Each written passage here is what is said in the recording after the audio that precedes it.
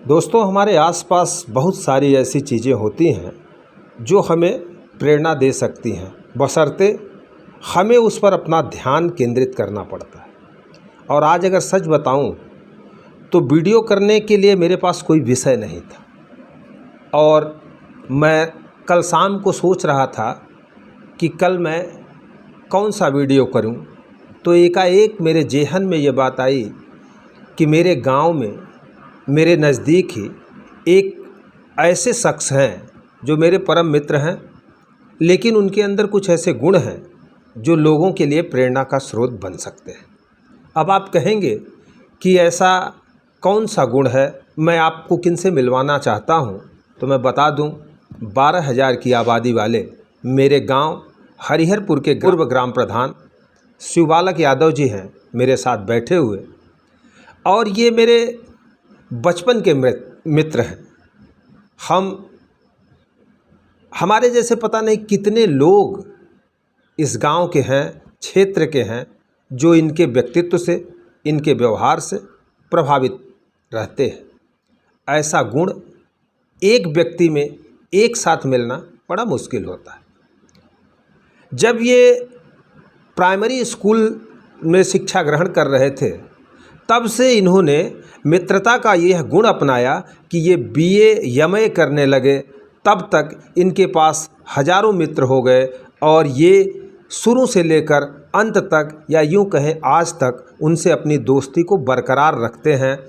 कभी ऊंच नीच भी हो जाए, कोई गुस्से में हो जाए, कोई नाराज़ हो जाए, पर शिवबालक यादव कभी अपने दोस्तों से नाराज़ नहीं होते हैं और उनके सुख दुख में शरीक रहते हैं।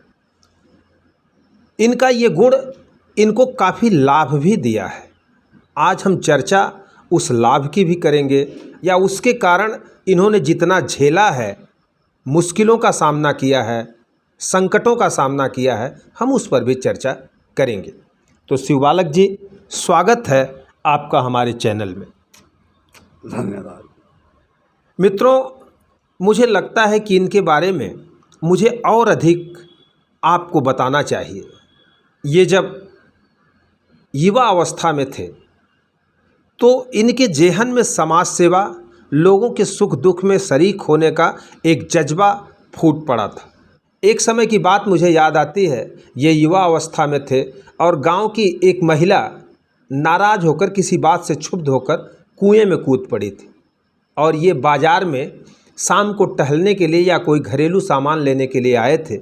इनको जैसे ही शोर शराबे के बीच यह पता चला कि फलां स्त्री कुएं में कूद पड़ी है, ये तुरंत दौड़ पड़े उस कुएं की तरफ। और मैं आपको बताऊं, बिना किसी रस्से के, बिना किसी सहारे के, ये तत्काल उस कुएं में कूद पड़े और उस स्त्री को बहुत यत्न करके उसका जान बचाए और जिंदा उसे बाहर निकाला। उस समय हजारों की संख्या में जुड़ी गांव की भीड़ ने इनकी पीठ थपथपाई और लोगों ने कहा कि इस नौजवान में निश्चय ही एक जज्बा है और लोगों की सेवा का भाव है। कि जब आप कुएं में कूदे थे तो उस समय आपको क्या लगा था? क्योंकि कोई रस्सा, नारा या कुछ ऐसा स्रोत नहीं था जिससे आपकी भी जान जा सकती थी, लेकिन आप कूद पड़े कुएं में। बताएंगे दर्शकों को?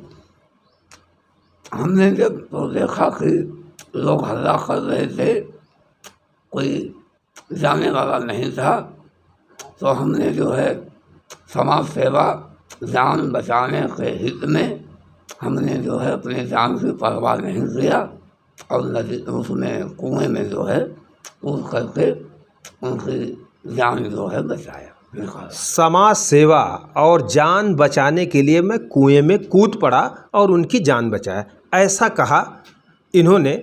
मित्रों, अभी आपने इनकी आवाज़ सुनी होगी और मैं बता देना चाहता हूं कि इनकी आवाज़ पहले ऐसी नहीं थी। ये बहुत स्पष्ट बोलते थे, मृदुभाषी थे और बहुत स्पष्ट वक्ता थे, लेकिन समय ने करवट बदला। मैं आपको वह भी बताऊंगा कि आखिर इनकी आवाज़ ऐसी क्यों हो गई, इनके ऊपर ऐसा क्या संकट आया था कि इनकी आवाज़ में ये खरखराहट, घरघराहट है, जिसे समझने के लिए काफ़ी एकाग्रचित्त होना पड़ता है। इस बीच मैं आपको एक घटना का और जिक्र बताता हूँ। हरिहरपुर गांव में संत कीनाराम की एक प्राचीन तपोभूमि थी। उनके कई शिष्य महंतों के मरने के बाद उस कुटी पर कुछ दुर्दांत वृत्ति वाले लोगों का भी नज़र पड़ गया और वो लोग वहाँ जा कर के उस कुटी पर अपना आधिपत्य जमाना चाहते थे। ऐसे में गांव के लोगों ने, क्षेत्र के लोगों ने उनका विरोध करना शुरू किया कि ये सिद्ध संतों की कुटी है, यहाँ कोई अनैतिक कार्य नहीं होना चाहिए। लेकिन आप जानते हैं कि आपराधिक और उदंड प्रकृति के लोग कितने खतरनाक होते हैं। ऐसे में एक मुठभेड़ शिवबालक यादव से और हुई हरिहरपुर के उस प्राचीन कीनाराम की कुटी पर, जब पूरे गांव के बीच में त्रिशूल लहराता हुआ वह युवा अघोरी साधु इनकी तरफ झपटा था। गांव की भीड़ पीछे भाग गई और जब गांव वालों ने अटैक करना शुरू किया, उसे पकड़ने की कोशिश की, तो उस समय लबालब बरसात का दिन था, गोमती नदी भरी हुई थी और वह उस दरिया में कूद पड़ा। लोग ठगे से महसूस कर रहे थे कि यह आदमी अब निकल कर भाग जाएगा, हम इसे पकड़ नहीं पाएंगे। ऐसे में वहाँ खड़े शिवबालक यादव के अंदर एक प्रेरणा हुई और यह भी उसके पीछे उस भरी हुई दरिया में सैकड़ों फुट नीचे खाई में कूद पड़े और नदी को तैर कर पार किया और उस अघोरी उदंड साधु को पकड़ कर ले आए, जिसे पुलिस को सुपुर्द किया गया। मैं पूछूंगा इनसे कि यह प्रेरणा इनके अंदर कहाँ से आई थी। हमने जब वहाँ देखा कि हजारों की भीड़ ने वह जो है आतंक मचाता हुआ भाग रहा था, नदी में जब कूद पड़ा तो हमने देखा कि गांव वाले के मुंह में जो है काली पूछी जा सकती है। इसलिए अपने जज्बात को और अपनी जान की परवाह किए बगैर हमने जो है उस नदी में छलांग मार करके कूद करके उस साधु को जो है पकड़ के लाया। गांव के मुंह पर या गांव की इज्जत पर दाग लग सकती थी कि एक अपराधी भाग रहा था साधु के भेष में और पूरा गांव खड़ा मूक दर्शक रहता। इस प्रेरणा के कारण इन्होंने उस साधु को पकड़कर पुलिस के हवाले किया था, ऐसा इन्होंने बताया। इस कड़ी में एक घटना का जिक्र मैं और करना चाह रहा हूँ। जब पूर्वांचल की सबसे बड़ी नाव दुर्घटना मेरे गाँव में हुई थी, हरिहरपुर बरेछा घाट पर, जहां 32 लोग नदी में डूब गए थे और ऐसे में उस समय शिवबालक यादव गांव के प्रधान नहीं थे। इन्हें पता चला, ये दौड़ते हुए नदी के किनारे आए और उस समय भी इन्होंने नदी में छलांग लगाया था और कई लोगों को जिंदा निकालने में इन्होंने सहयोग किया था। तत्कालीन मंत्री पारसनाथ यादव ने इन्हें डोभी के चंदौख में बुलाकर सम्मानित भी किया था। मित्रों, एक जिक्र मैं और करना चाहता हूँ। जिंदगी संघर्षों की यात्रा है और जब ये यमए की पढ़ाई करके निकले तो इनके मन में एक जज्बा फूट पड़ा कि इस समाज सेवा को और आगे बढ़ाया जाए और बढ़ चढ़कर गांव का नेतृत्व किया जाए। इन्होंने ग्राम प्रधानी का चुनाव लड़ा। वो पहला चुनाव था। कोई सोच भी नहीं सकता था कि एक यदुकुल परिवार में पैदा हुआ शिवबालक यादव अपनी विनम्रता की पूंजी लेकर गांव का प्रतिनिधित्व करने के लिए प्रधानी का चुनाव लड़ेंगे। जनता ने इन्हें सपोर्ट किया, लेकिन अपेक्षित सपोर्ट न मिलने के कारण वह पहला चुनाव ये हार गए थे। लेकिन इनके लड़ने की शैली, इनकी विनम्रता और इनकी लोकप्रियता ने लोगों के दिलों में जगह बनाना शुरू कर दिया और 5 साल का यह समय बड़ा कठिन था। इन्हें लगा कि अब हमारे ऊपर जिम्मेदारियां बढ़ रही हैं और रोजी रोटी की तलाश में ये महाराष्ट्र के मुंबई शहर में चले गए, जहां अधिकांश बेरोजगार अपनी ज़िंदगी का मुकाम तलाशते हैं। वहां जाने के बाद यमए तक पढ़े इस शख्स को कोई ऐसा अपेक्षित कार्य नहीं मिला जिससे कि इनको संतोष होता और ये वहां पे ऑटो रिक्शा चलाना शुरू कर दिए। लेकिन मिलनसारिता और मित्रता की मिसाल और संबंधों को निभाने की प्रवृत्ति ने इनको वहां मुंबई में भी इतना लोकप्रिय बनाया कि वहां मित्रों ने इन्हें पुनः गांव चलने की प्रेरणा दी और 5 साल बाद गांव में एक बार फिर प्रधानी के चुनाव का बिगुल बज चुका था और शिवबालक यादव ऑटो रिक्शा चलाने को बंद करके हरिहरपुर आ गए थे और यहाँ इन्होंने दोबारा अपना भाग्य आजमाया। समाज सेवा और मिलनसारता की इस पूंजी के बल पर इस बार इनको प्रचंड बहुमत मिला और इन्होंने अपने सामने खड़े कई दिग्गज प्रत्याशियों को धूल चटाते हुए हरिहरपुर की प्रधानी प्राप्त कर ली थी। फिर क्या था, 12,000 के लगभग की इस आबादी वाले गांव का प्रधान होना डोभी में गौरव का बात था और ये अपने विकास और मिलनसारता के बल पर गांव के विकास का रास्ता भी शुरू कर दिए थे। लेकिन मैं यह कहना चाहता हूं कि आदमी के बारे में कहा गया है कि काजल की कोठरी में कैसो ही सयानो जाए, एक लीक काजल की लागी है पे लागी हैं। शिवबालक यादव पर भी आरोपों की बौछार होना शुरू हो गया और लोगों ने कहा कि अपेक्षित विकास इन्होंने नहीं किया है।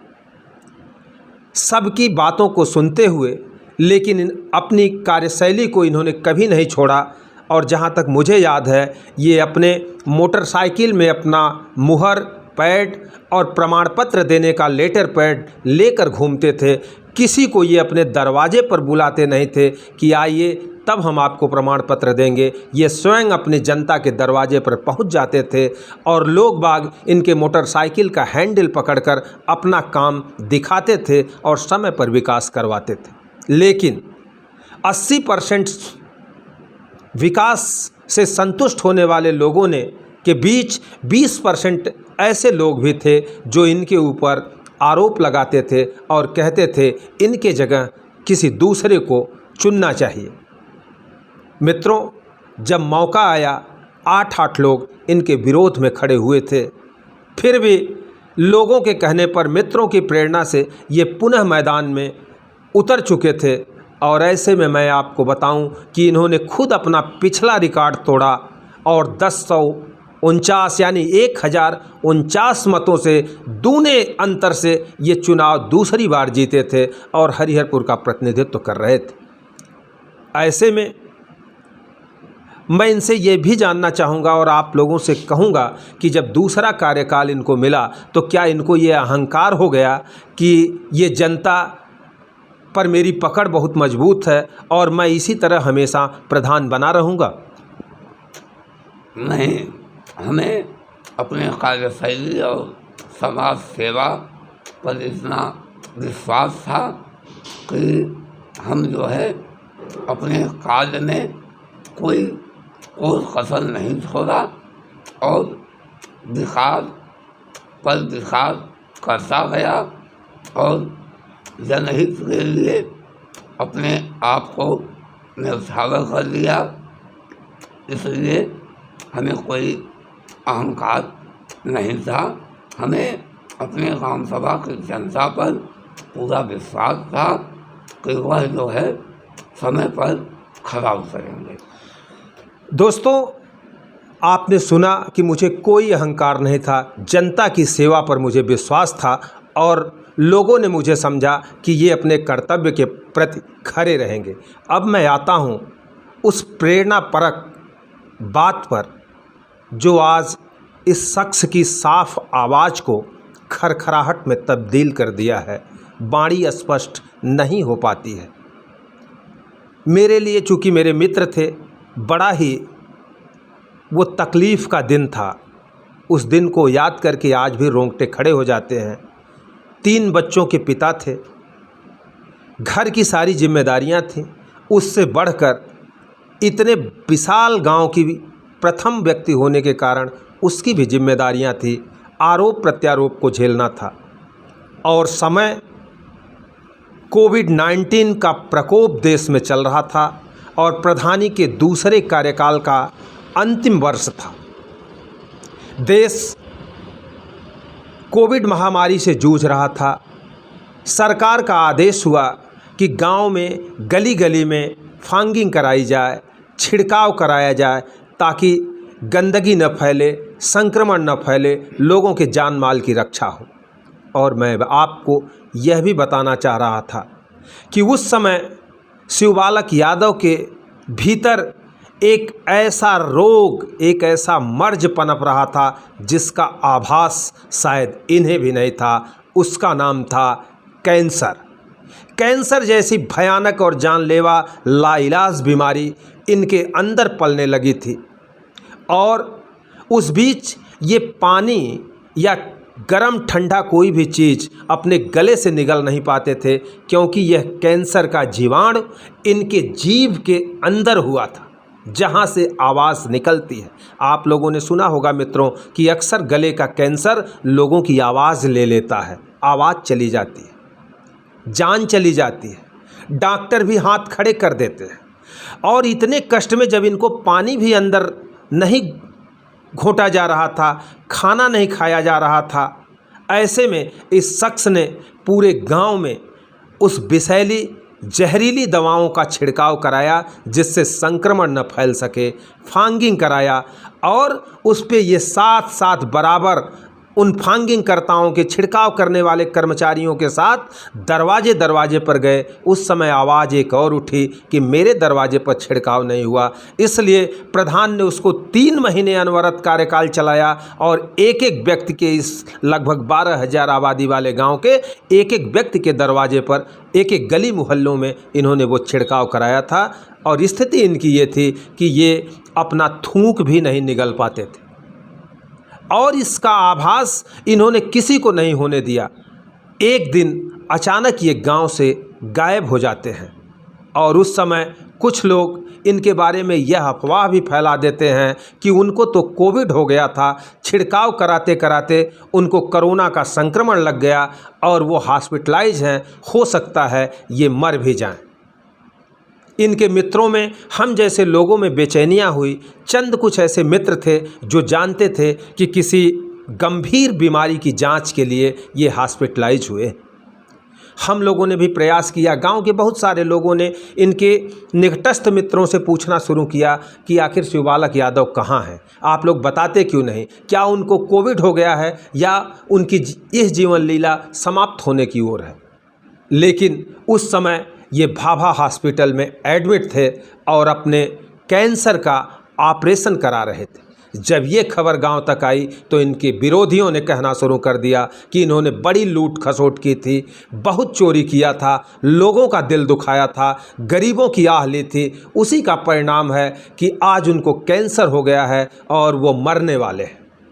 लेकिन मित्रों, इनके द्वारा किए गए जनहित के कार्य, लोगों का आशीर्वाद और लोगों के साथ, लोगों के सुख दुख में खड़ा होने का जो इनका अपना एक जज्बा था, उस पर लोगों का यह आरोप हार गया और इनकी जो परोपकार था, इनका जो लोगों के साथ सहयोग था, वो जीत गया और शिवबालक यादव पुनः स्वस्थ होकर हॉस्पिटल से गांव में आए और आज भी ये हम लोगों के बीच उसी ऊर्जा के साथ, उसी प्रेरणा के साथ बने हुए हैं।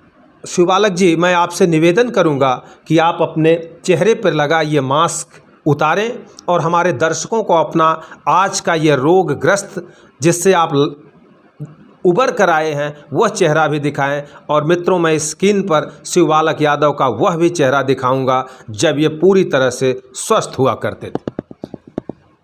ये आप देख सकते हैं कि ये कट का निशान है और यहाँ पे इनका ऑपरेशन हुआ था, और ये जहाँ से जबान और स्वर नली जाती है वहाँ ये ऑपरेशन हुआ था। इनका आज का ये फिगर है आपके सामने स्क्रीन पर। इस समय जो तस्वीर दिखाई पड़ रही है, यह शिवबालक यादव के स्वस्थता के समय की जनसेवा की तस्वीर है।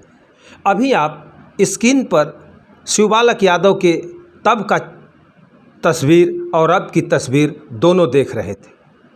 मैं कभी कभी सोचता हूँ कि जीवन बहुत ज़रूरी है, और जब ये कैंसर जैसी बीमारी को मात देकर वापस आए हैं, तब भी ये उसी ऊर्जा के साथ गांव वालों की सेवा में लगे रहते हैं। मेरा निजी ये मानना है कि इनको अपने स्वास्थ्य की तरफ ध्यान देना चाहिए, और बहुत सारे लोग भी ये कहते हैं कि इस तरह से ये गांव में लगे हुए हैं, लगता है इनको अपने प्रधान पद से मोह हो गया है।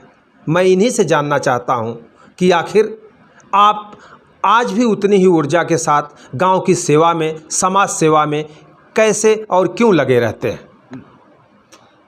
ये तो इतने गंभीर बीमारी से संघर्ष करके और अपने लोगों की दुआओं के बल पर हम जो है आज जिंदा हैं और जब तक मेरे देहन में, जब तक मेरी जिंदगी है, तब तक मेरे जीवन का, खून का एक एक कतरा समाज सेवा के लिए, गांव के लिए समर्पित रहेगा। धन्यवाद। धन्यवाद प्रधान जी।